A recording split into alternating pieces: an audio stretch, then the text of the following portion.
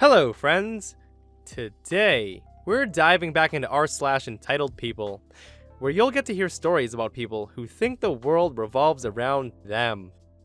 You'll hear about an aunt who demands her children get better Christmas presents than everyone else, an entitled coworker demanding a shift swap, a greedy entitled son, an entitled customer, and a woman who demands privacy in a public area. I hope you stay for the stories today, and subscribe for future videos. This story's titled, "But My Children Deserve Good Presents." My partner and I decided that in order to meet our financial goals, we need to cut way back on Christmas spending, in addition to other budgetary changes. We've been letting family know only because it'll be a definite difference in what they've been receiving.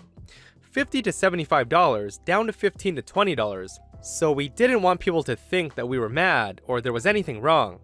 My cousin moved back to town after being out of the country for a few years and has 2 kids. My cousin's fuming because her children deserve what my other cousin's kids have been getting for the last few years, and that she and her kids don't need any homemade or cheap crap. We did get them something nice when they were last here 3 years ago, so it isn't like we've never bought them any nice gifts. I explained to her that unfortunately, that's where we're at financially, so that's how it'll be. She demanded that I show her me and my partner's financial statements as proof that I don't have any money. I refused and she complained to my mom. My mom's always had a soft spot for sob stories, who then told me that it wouldn't hurt for just them to get good presents and that everyone else would understand. I told her that wasn't gonna happen. My cousin had already begun telling other family members that I was just choosing to be cheap, but I had plenty of money to spend on presents. My belief is that my mom had promised my cousin that she would be getting better presents because her level of insistence was definitely at desperation. She, my mom, uninvited my partner and I from Christmas this year. I believe in hopes of getting us to cave, and so we said, okay, fine, we won't come. My cousin has now messaged me saying that since we're going to be saving so much money by not attending Christmas, that we can afford to buy her kids nice presents, and also attach their wish list. I have not responded, but I'm thinking my partner and I will have a very quiet and inexpensive Christmas this year. This story's titled, "My coworker tried to bully and guilt me into working Thanksgiving for her." I'm in the casino business. This of course means that major holidays are just another day for us, and requests off are limited for the holidays, if even allowed at all. For background, I'm 35, single, and have no children. I've been passed over on schedule rebids for weekends off because most people say that it's easier for you since you don't have any kids. This, of course, gives me the midweek, Tuesday, Wednesday, and Thursdays as my days off every week. I'm scheduled to work Friday to Monday. Since I have no family, I usually trade Thanksgiving and Christmas if they fall during the week, so other dealers with families can spend time with their kids. This year, I elected not to.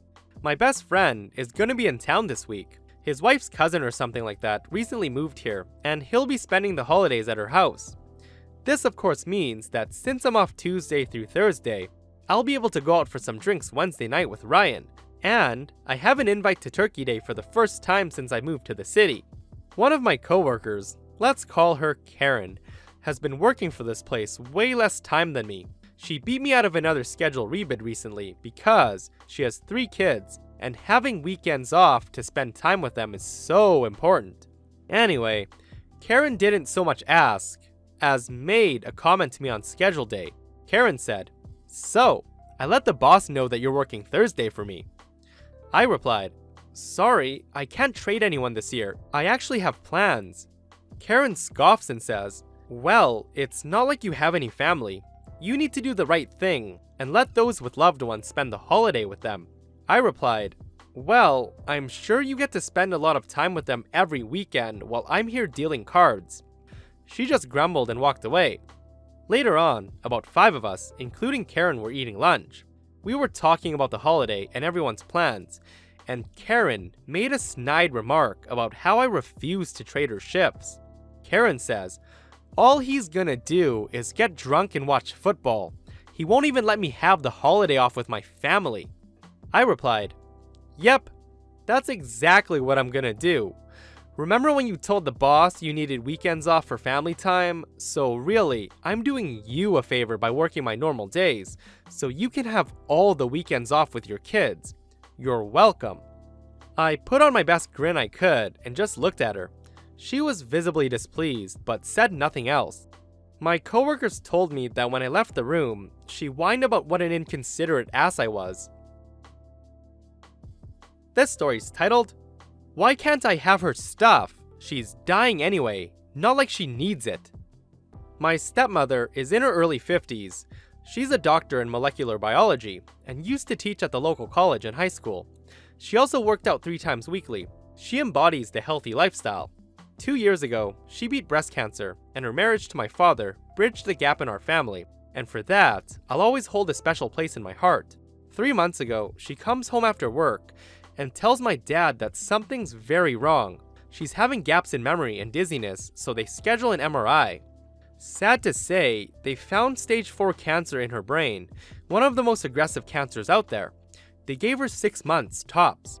At the time, her 20-something son had been staying in their home with his fiancée and toddler. It had actually caused a lot of tension in their marriage because my dad could see the truth of the matter, that they were both druggies and had no intention of taking care of themselves. So after the diagnosis, they go home and break the news. A huge argument ensues because the first thing her son says is, "Well, that sucks, but can I still use your bank card, Mom? I need some money." Well, my dad flipped. A heated exchange ensued, and Beth, my stepmom, ended up having a seizure. An ambulance is called and she's rushed to the hospital. They tried to do a biopsy and she hemorrhaged and almost died. This is when I come into the picture. I'm a nurse and live over 1,000 miles away, but I knew my dad would need me. So I fly out the day after the seizure. My dad had not been home. The day I fly in, we stop at the house to drop off my luggage and pretty much walk into a drug den. There's 10 people in the back patio, one of which is using a razor blade to scrape the siding on the house, and there's scales out and baggies all over the place, and their 2-year-old is butt naked, running in the middle of it all. We just left and called the police.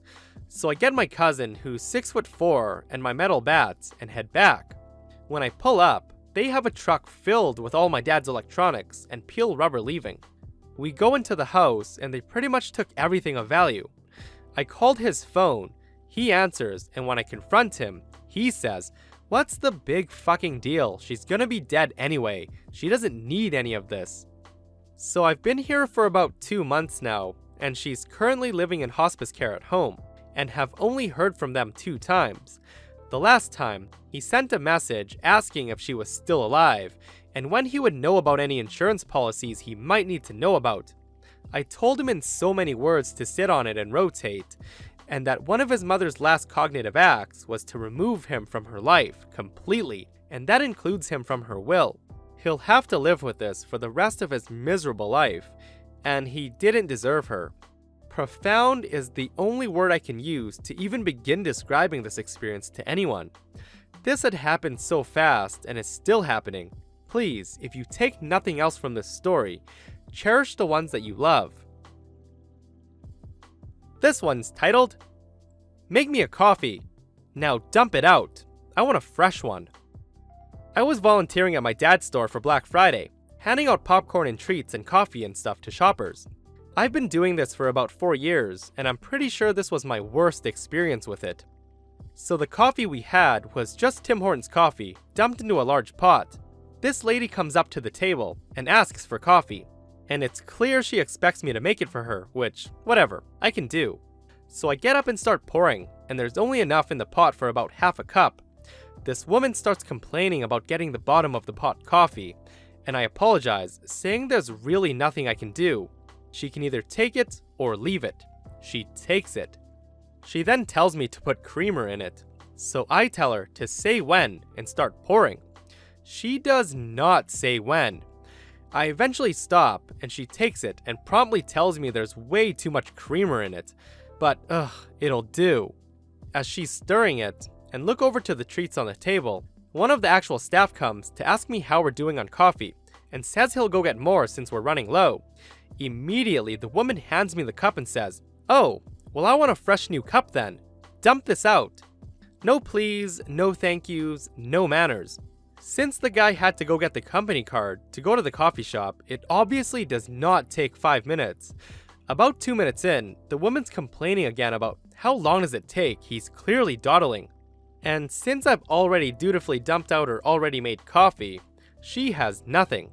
Finally she leaves, without her fresh entitled bitch cup of coffee. The rest of the day was golden. This story's titled, "A Woman Wants Me to Forget My Tea so she can privately use the shared kitchen." I work in the marketing department of a smallish cosmetic company. I'm not what you would call higher up in the company, but I'm not entry level either. Earlier today, I went into the office's common area and kitchen to make a cup of tea, Earl Grey if you care. A woman talking on the phone came into the room as I was waiting on a kettle to boil. I recognize her as one of our new hires from sales. I doubt she's been here long enough to get her first check. She was talking loudly, but I ignored her. A minute or so later, she says into the phone, "Hold on, I need some privacy." And then turns to me and says, "Excuse me, sorry, I'm on a private call. I'm gonna need you to leave." I'm confused at first. Then what she says registers. I get this surprised smile on my face, then find that she says, "Are you fucking joking, mate?" I tell her no. She gives me the look. Her mouth is open, her eyes wide, saying, "How dare I use the common area for what it's for?" She doesn't even say anything. I point to the kettle. I tell her I'm making tea. She tells me that this is an important medical call. I tell her the kitchen isn't a private room and that she can go into an empty conference room or to her car if the matter is that sensitive. She says she doesn't like the chairs in the conference room and that it's too cold to walk to her car. I shrug. She eventually gets that I'm not leaving until I've had my tea and she stomps off to a conference room. I hate being a narc, but god damn it, let me make my tea in peace. So, I decide to walk down to the sales and chat with her supervisor, whom I know fairly well. About the time I finish relaying the experience, the woman in question walks in, sees me, and stops. I point her out to the supervisor, pat him on the back, and walk to my office and type this up. I hope you enjoyed the stories today. If you haven't caught the last Entitled People's episode, it's right here.